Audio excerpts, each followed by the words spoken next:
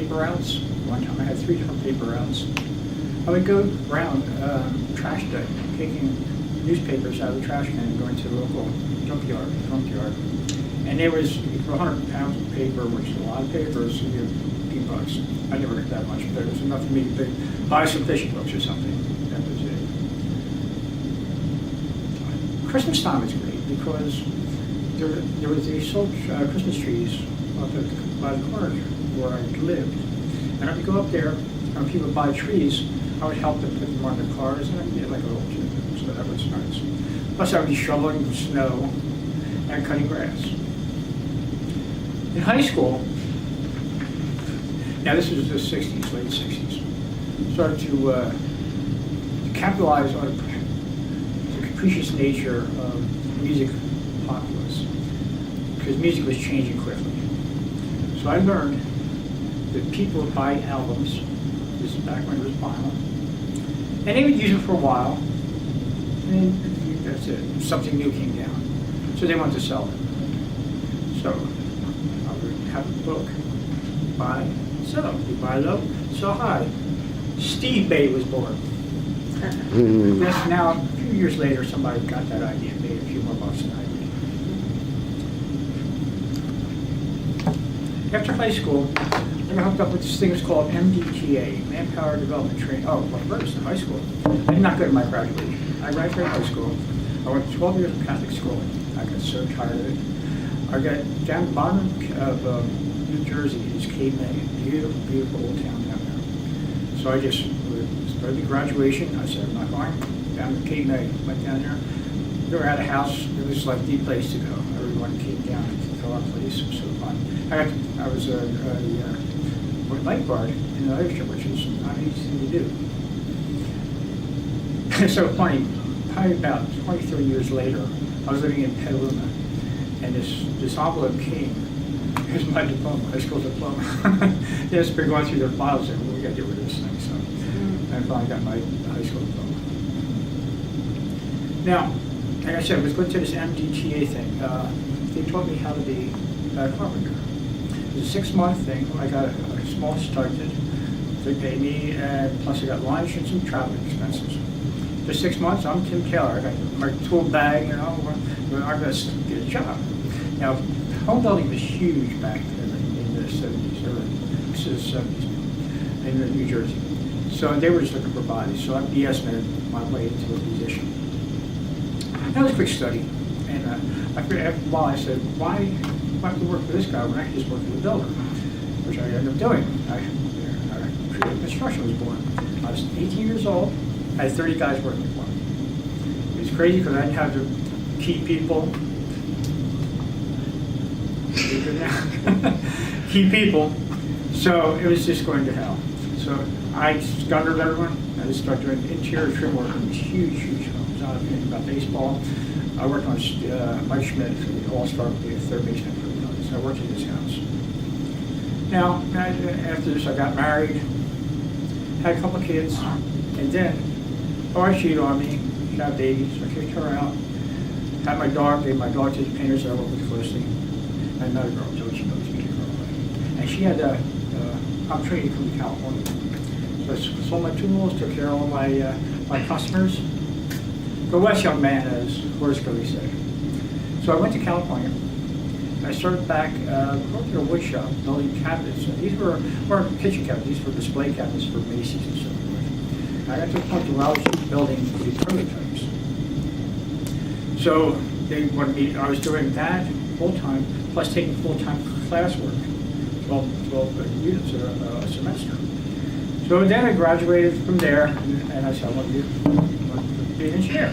I transferred to Davis. Rest is history. And look, Ma, no holes.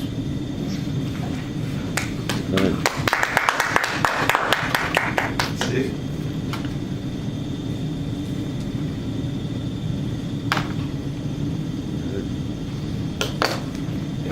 The icebreaker is always an intriguing speech because we kind of get to know our members more, and I don't think I've ever sat through one that I didn't find really interesting and enlightening. So yours was no different. So thank you very much. Well, Mark, you're the third speaker, I believe. Yeah. Let's do this. I'll bring my own parade.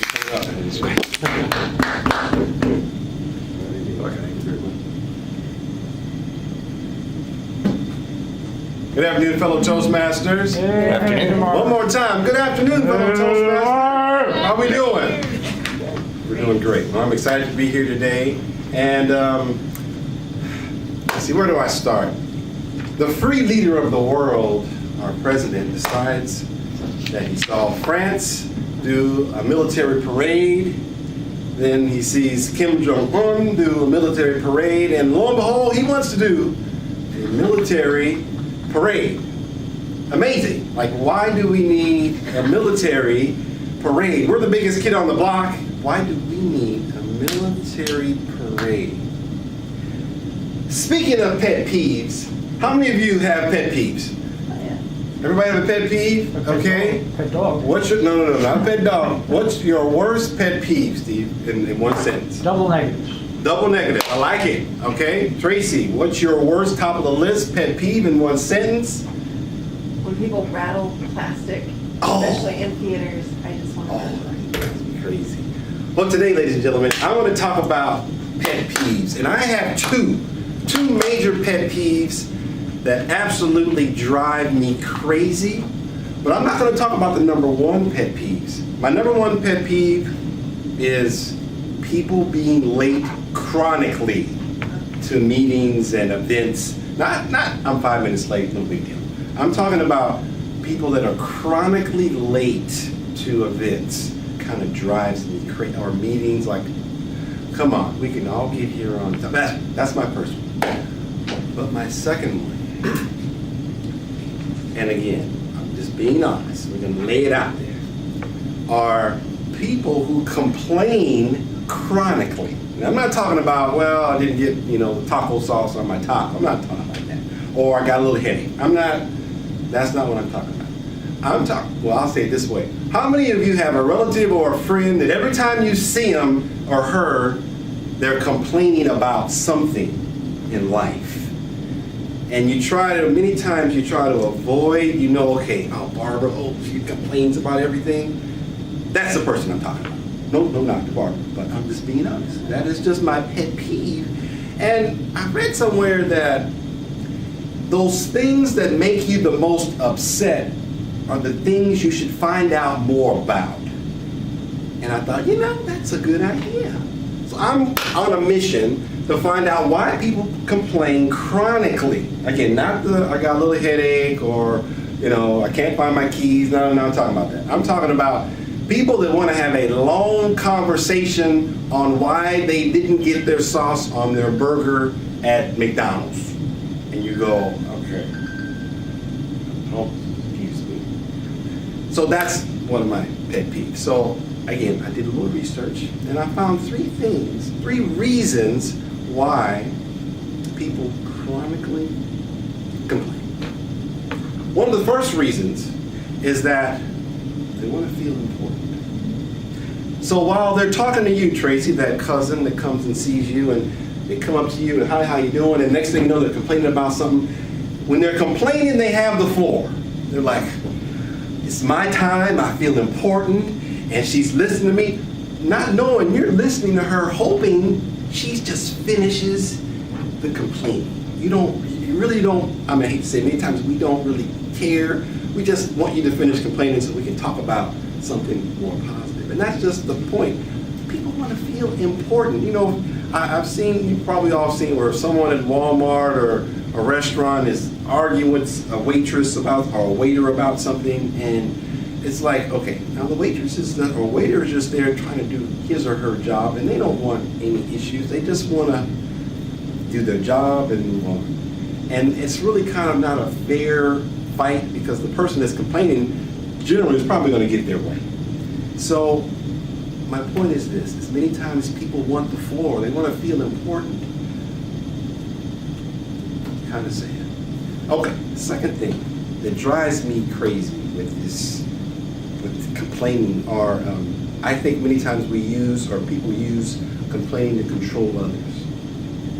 So let's say you're married and husband is complaining to his wife about his car, and maybe I gotta get a new car, this car is crap, this car.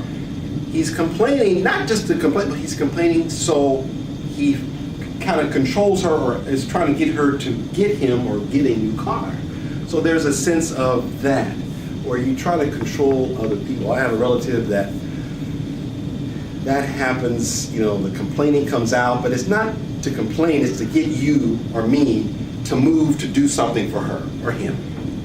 And that's the part that drives me crazy, when you know why they're complaining. They're not just complaining, they're complaining so you will change, not they will change. So that's the second thing that just drives me crazy. And the last thing I think people complain is to avoid taking action. See, it's easier to complain about something going on. It's very easy to do that, but it's generally hard to take the action. So I'm sure we probably have friends, relatives that want to complain, but when you ask them, so what are you going to do? They keep complaining about that. Let's say you come up with a solution. They'll say, well, I can't do that because of this. So you never really get anywhere with these chronic complainers. So my solution is this. If you come across chronic complainers, put it back on them. Just say, so what are you going to do now? What are you going to do now, knowing this? And put it back again in their lap, and hopefully, their behavior will change. Mr. Toastmaster. There we go. We made it.